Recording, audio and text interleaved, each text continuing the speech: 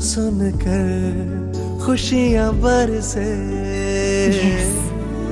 एक यस आपकी जिंदगी बदल देता है। हम समझते हैं यस का महत्व। यस बैंक, से यस टू ग्रोथ।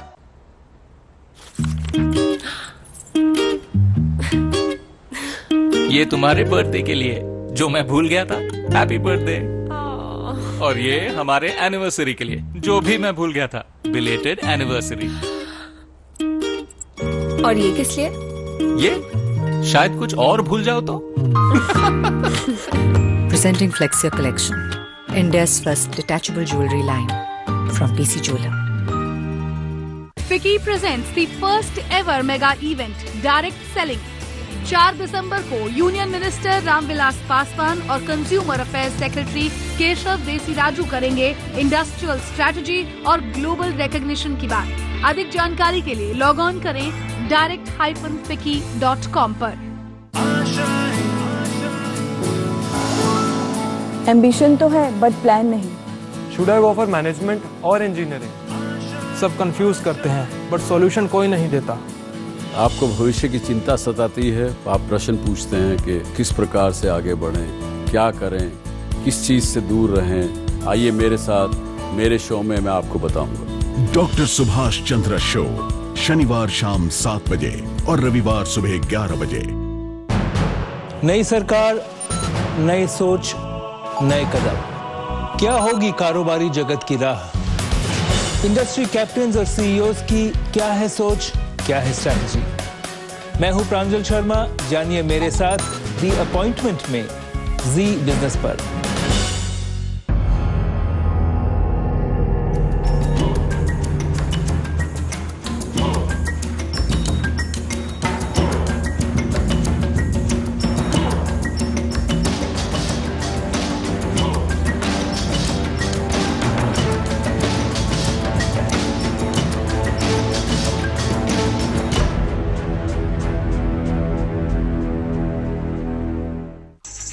बोल बोल, स्टैंड बोल, बालकनी बोल, single screen, multiplex, Khan Kapoor, Bachchan बोल, ड्रामा कॉमेडी एक्शन बोल, गॉसिपिंग स्कैंडल बोल, आरआर पैरेलल कमर्शियल बोल, बोल धंधा बोल, कलेक्शन बोल, बोल बॉलीवुड में जो मांगता वही बोल। ये अपन का बॉक्स ऑफिस सैटरडे संडे जी बिजनेस पर क्या बोलता है?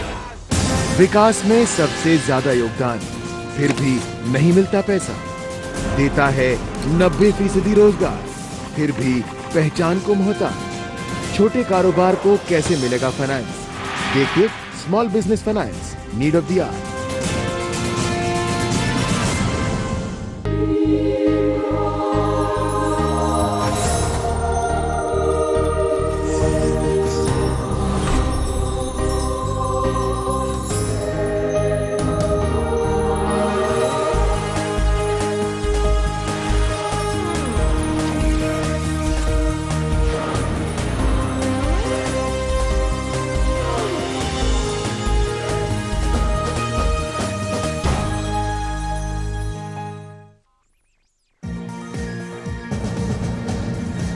दो 2015 की शुरुआत में घटेंगी ब्याज दरें। क्रेडिट पॉलिसी के बाद सबसे पहले जी बिजनेस पर बोले आरबीआई गवर्नर रघुराम राजन। कहा महंगाई काबू में रही तो घटेंगी ब्याज दरें। जी बिजनेस पर रघुराम राजन एक्सक्लूसिव थोड़ी देर में। देखते हैं, अभी हम सोच रहे हैं कि अगले साल early, I don't know what early means, but early means early. RBI ने ब्याज दरों में कोई बदलाव नहीं किया। रेपो रेट 8% तो रिवर्स रेपो रेट 7% पर बरकरार। आरबीआई की अगली पॉलिसी 3 फरवरी को।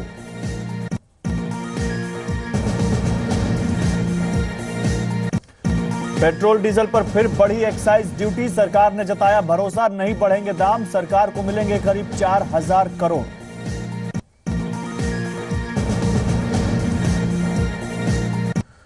सुप्रीम कोर्ट ने सहारा को 3 प्रॉपर्टी बेचने की इजाजत दी। बिक्री से 2,146 करोड़ मिलने की उम्मीद। मामले की अगली सुनवाई 17 दिसंबर को।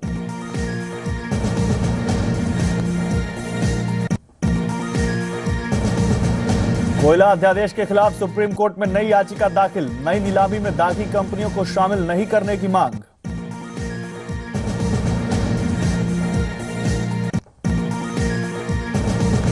कोल ब्लॉक ऑक्शन के लिए रिजर्व प्राइस का फॉर्मूला तय। कोल इंडिया के सीलिंग प्राइस को माना जाएगा आधार। जी बिजनेस को सूत्रों के हवाले से मिली खबर।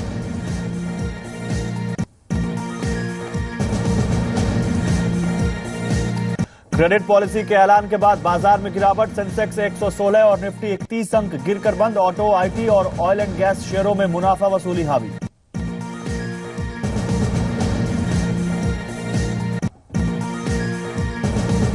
सरकार के यू टर्न पर राहुल गांधी ने संसद भवन के बाहर दिया धरना। गांधी की मूर्ति के पास कांग्रेसी सांसद भी हुए शामिल।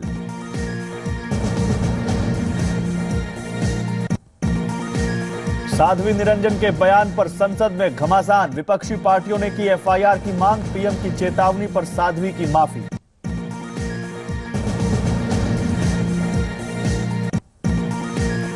और भगवत गीता के 5151 साल। लाल किला मैदान में जुटे देश के गणमान्य और विद्वान। आयोजन के लिए जी मीडिया को कहा धन्यवाद।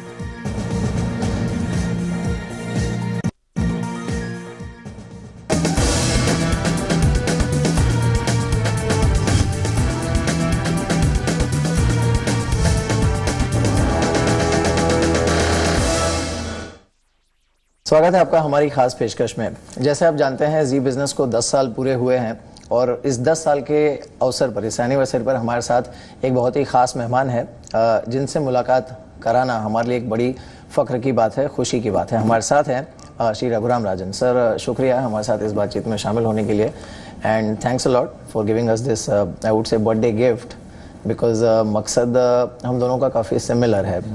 जो आरबीआई का एक बहुत बड़ा मकसद होता है वो होता है फाइनेंशियल इंक्लूजन, और जी बिजनेस का एक बहुत बड़ा मकसद रहा है पिछले 10 साल से फाइनेंशियल अंडरस्टैंडिंग को स्प्रेड करना। So that way I think we complement each other. Financial literacy ना फाइनेंशियल लिटरेसी, या thank you so much. Starting with the policy, मेरा पहला सवाल सर यही होगा कि पहली बार एक तो जो अंडरटोन है वो काफ़ी डोविश है पॉलिसी का, एंड सेकेंड आपने कुछ हद तक इंडिकेट किया है, you have given a time line that if everything remains same and conducive, तो अर्ली 2015 में न सिर्फ रेट कट बल्कि जो मॉनेटरी पॉलिसी का स्टांस है उसका रिवर्सल शुरू हो सकता है। Is that the correct interpretation? हाँ, इंटरप्रिटेशन तो ठीक है। हम ये सोच रहे हैं कि थोड़ा और ऑब्जर्व करें इन्फ्लेशन को, फिस्कल डेफिसिट को और इन्फ्लेशनरी एक्सपेक्टेशंस, जो लोग उम्मीद करते हैं इन्फ्लेशन क्या होगा, तो ये सब ऑब्जर्व करके हम डिसाइड करेंगे कि प्रिसाइज टाइमिंग रेट कट कब होगी और देखते हैं। अभी हम सोच रहे हैं कि अगले साल early, I don't know what early means, but early means early. Early means early. Also, और एक चीज़ सर, अगर हम देखें कि जो commodity prices में जो fall देखने को मिला है, या फिर the way crude is behaving and the way it is expected to behave, इसने क्या कुछ हद तक ये कहना सही होगा कि comfort level बढ़ा दिया है आरबीआई के लिए, और वो जो एक कंसर्न थी बहुत बड़ी in terms of and obviously it impacts our balance sheet also, at least वो कंट्रोल में है इस समय? हाँ, I think जो क्रूड प्राइसेस नीचे आए हैं, it's a source of comfort definitely, and महंगाई भी कम होती जाएगी because of crude prices, because crude prices even though they are not directly in CPI, they come into transport costs, they come into the input costs for many industries that are running on diesel, that are running generators, things like that. So our sense is it will help, and जितना कम हुआ है $30, that is quite a lot. So it also makes you more confident about the current account deficit. Exactly. So and also the fiscal deficit. So undoubtedly this has been a big boon for India.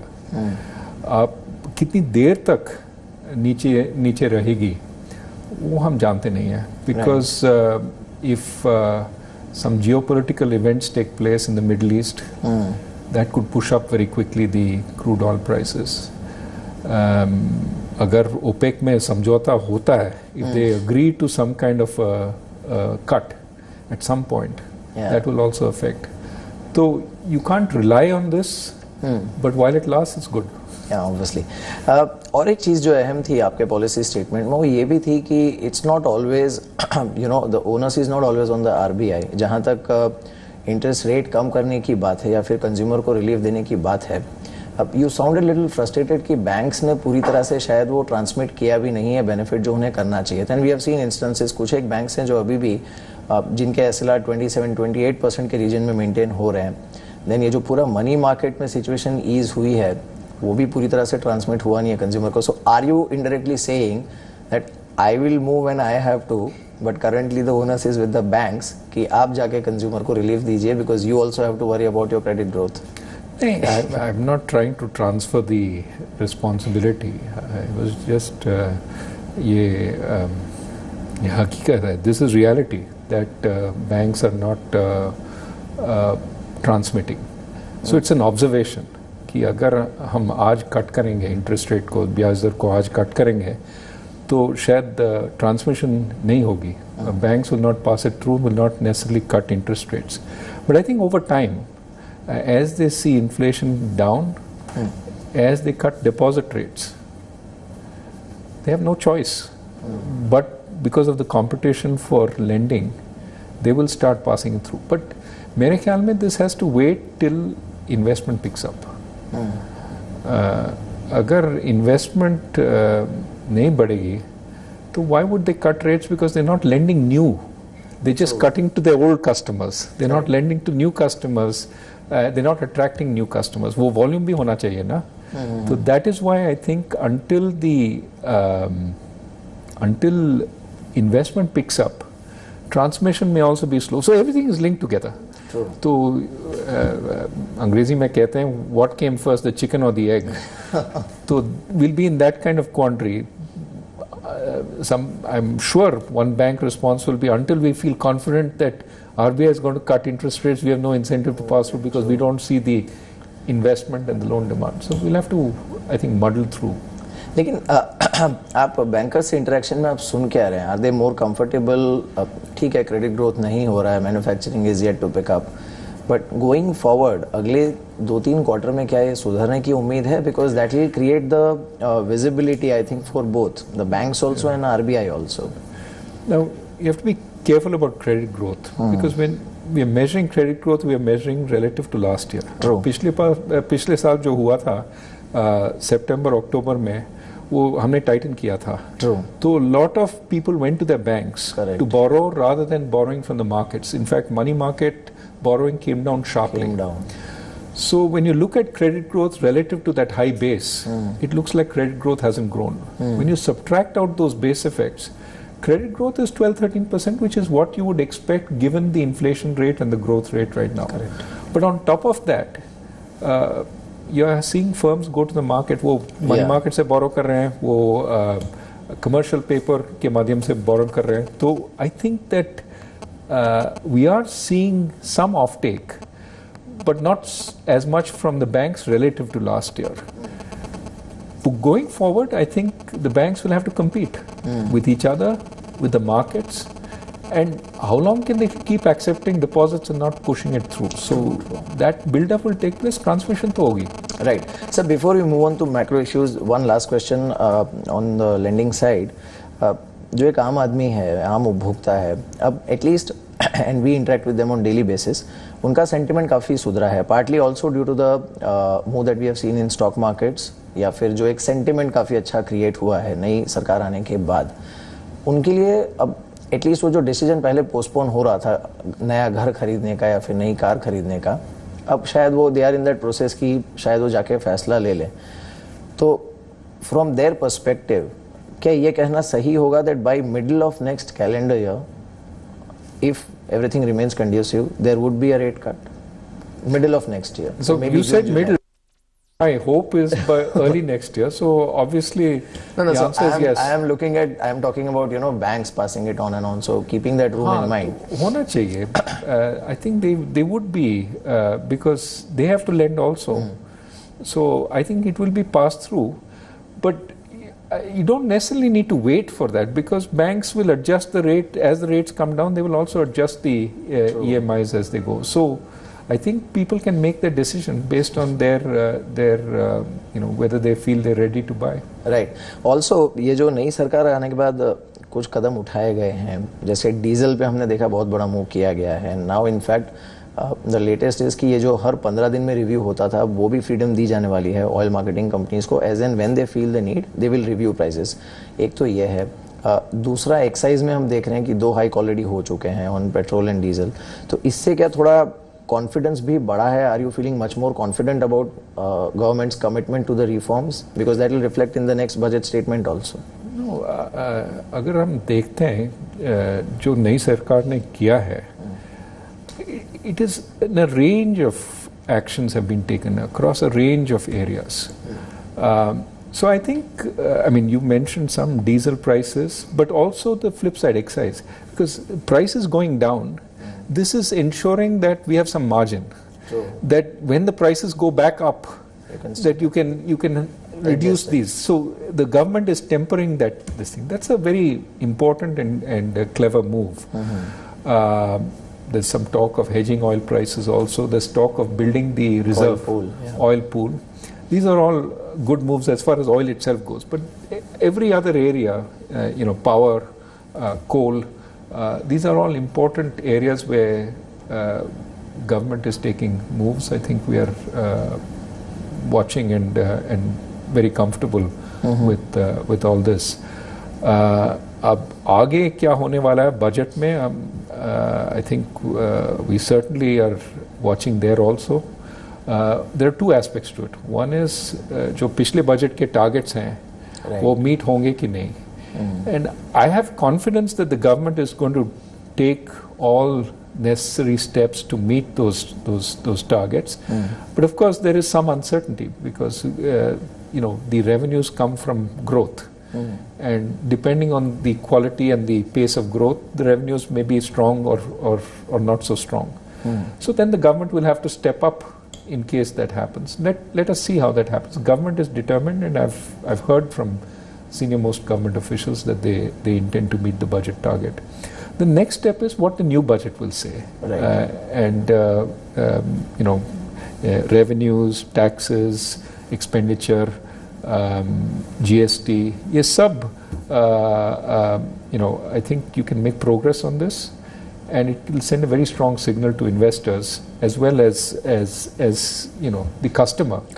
If there is confidence that this is all on the right track, it will also help inflation. One last question before we slip into break. Globally जब आप बाकी central bankers से, policy makers से बात करते हैं, it's a very unique situation. Her quarter में जब हमारी भी बात होती है, we have some new scenario developing somewhere. तो at this point, as far as India is concerned, within the emerging market universe, and I'm talking from emerging economy perspective, what is the sense that global policy makers have about India at this point? तो एक तरीका है वो जानने के लिए. जब मैं मीटिंग्स के लिए जाता हूँ, IMF मीटिंग्स के लिए, मैं 2 बार जाता हूँ, अप्रैल और अक्टूबर में. इस बार इतने सारे लोग मिलना चाहते थे मेरे से क्योंकि इंडिया पहुँच गई एक तरीके से. I think we have to be careful about being overly optimistic. वो हमारे ग्रोथ पे बेट कर रहे हैं. अगेन करंट स्टेट पे नहीं, प्रोस्पेक्टिव ग्रोथ. सन 2005, 6, 7 तब भी लोग मिलना चाहते थे. लेकिन 11 और 12 में कोई नहीं मिलना चाहता था.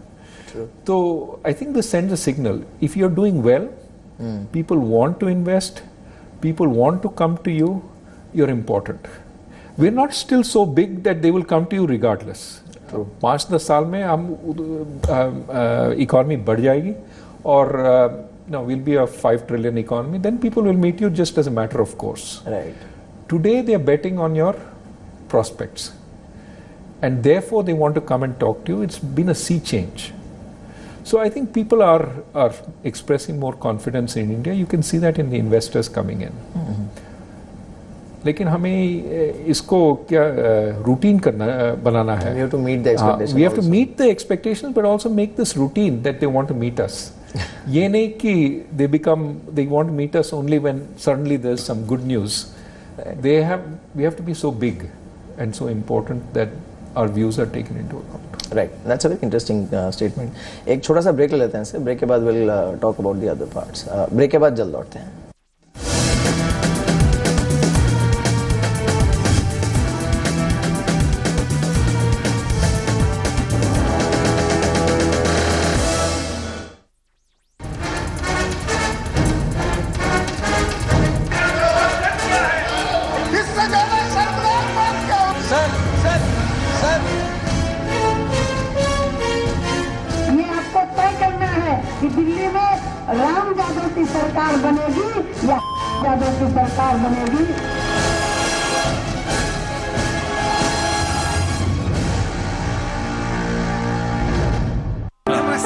नमस्ते जी। अरे कैसे हैं आप? आनंदी कहाँ है?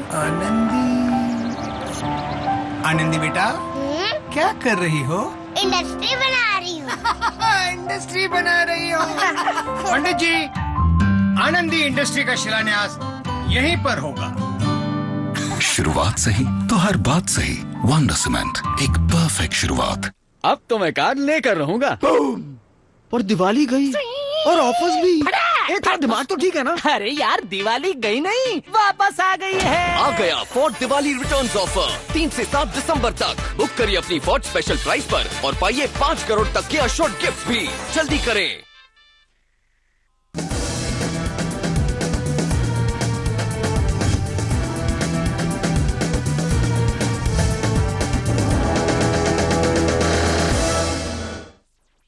ब्रेक के बाद एक बार फिर से आपका स्वागत है। हमारे साथ डॉक्टर रघुराम राजन बने हुए हैं। Sir, my next question is on this financial inclusion bit, और सरकार ने भी इसमें एक बहुत बड़ा स्टेप लिया था जो जनधन योजना लॉन्च की थी, उसके तहत now we also have been speaking to some banks. हमने कुछ एक इस पे कवरअप भी किया, फॉलोअप भी किया, नॉट कवरअप, फॉलोअप किया। एक तो सम बैंक्स हैव बीन फाउंड वो शायद लेटर एंड स्पिरिट में इसे फॉलो नहीं कर रही हैं। ओपनिंग अकाउंट, अगर आपके पास डॉक्यूमेंट नहीं है तो भी एक बेसिक अकाउंट ओपन होता है and then later on they can come and submit document. एक तो ये नहीं हो रहा है, but that is one part of it. The bigger question is some of the banking experts they have been expressing fear कि इसमें कई ऐसे अकाउंट्स भी ओपन हो जाएंगे which are not deserving accounts. What is your view on that? थोड़ा तो aberrations ground पे होंगे। कई अकाउंट वो फालतू अकाउंट होंगे, excess account. Some people are opening accounts they don't need. Some people will come with the low KYC norms and open accounts which should not be opened because so there'll be a few aberrations like this. We have to deal with them. The important thing is we need to cover new people, people who are outside the system. That's one.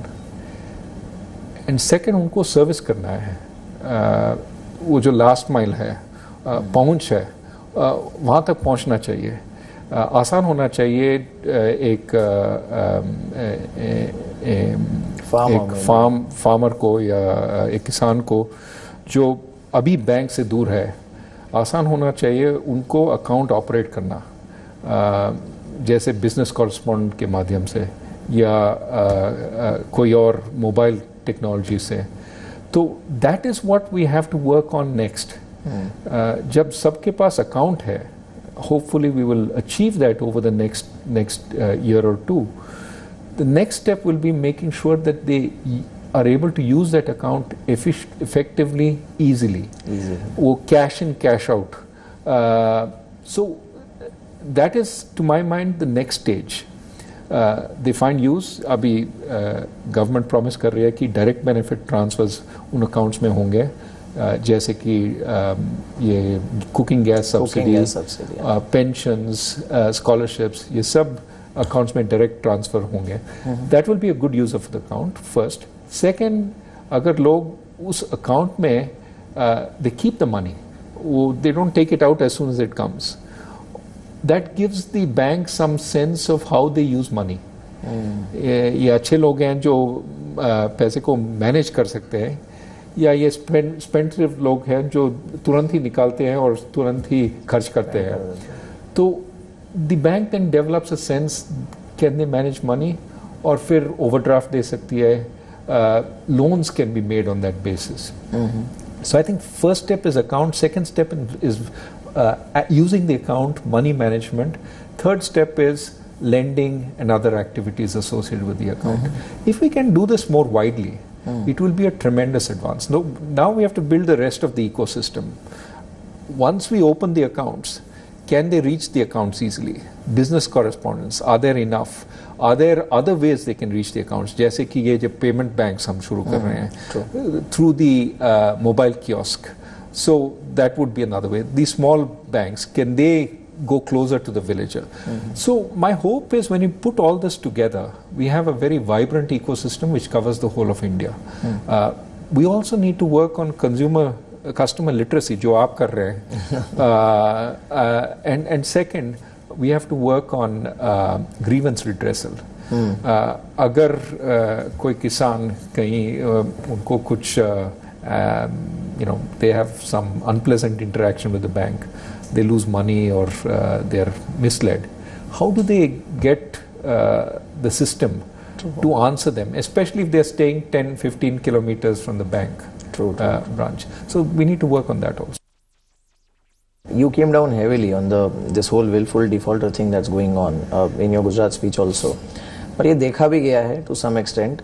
अब from common man perspective, जो सवाल हमने कई बार face किया है on the channel also, कि एक आम आदमी के मन में यही आता है that there are defaulters who have defaulted back to back, कई क्वार्टर से डिफॉल्ट कर रहे हैं, पर अभी भी एटलीस्ट पब्लिक नॉलेज में उनके ऊपर कोई बड़ी कार्रवाई हुई नहीं है. On other hand you have a credit card defaulter, small time earner, जिसके पीछे बैंक्स पड़ जाते हैं, then this whole credit rating and all that. Banks को क्या मैसेज देना चाहेंगे आप इसमें? Because ultimately I can tell you from common man perspective, they feel that ये जो विलफुल डिफॉल्टर्स हैं उनके खिलाफ जितनी कार्रवाई होनी चाहिए थी नहीं हुई है. No, I think that they have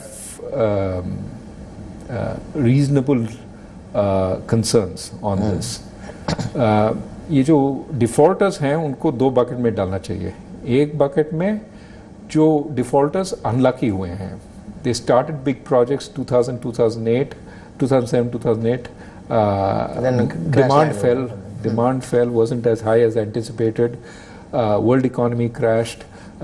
Then we had governance issues in India. वो permissions, environmental permissions नहीं दिए गए. The road building permissions, railways weren't built. Forest permissions didn't come. So a lot of projects are stuck for a variety of reasons. वो genuine reasons हैं. तो उनको penalize नहीं करना चाहिए, क्योंकि otherwise how will they start again? But the division of the losses, now that there are losses in the project, should be fairly shared.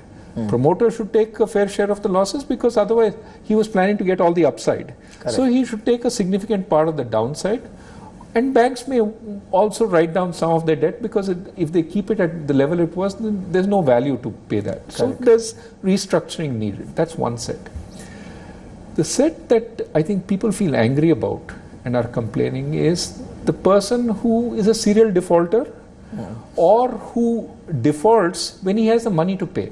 Correct. That he goes to the bank and says कि मेरे पास तो 80 करोड़ के asset हैं, आपके पास 10 करोड़ का loan है जो आप मांग रहे हैं कि मैं चुका दूं, but I don't want to give it back. Right. Why don't you take 5 crores instead? So why banks are going easy on that? Because taking this fellow through the courts may take through the debt recovery tribunal may take 4 or 5 years. I have his personal guarantee that 80 crores of assets that he has outside the firm is giving me a personal guarantee. Okay. But if I take him through the courts, the debt recovery tribunal, it will take 3 or 4 years. So he's saying, 3 or 4 years, the present value of the money you'll get back, if you get back anything, will be, less than 5 crores. तो आप आज 5 crores, 5 crore ले लीजिए और पूरा one time settlement कर दीजिए, वो पूरा लोन माफ कर दीजिए. क्या ये सही example set हो रहा है? Is that the? No. So this is what I'm saying कि we should change this system. जो मैंने statistics दिए थे उस speech में, 13% of the outstanding amounts to be collected by the debt recovery tribunals was collected last year. 13%. That's a small number. I'm not saying of every loan 13%. Some loans were 25, 30%. So average was But of the collections, because collections have been pending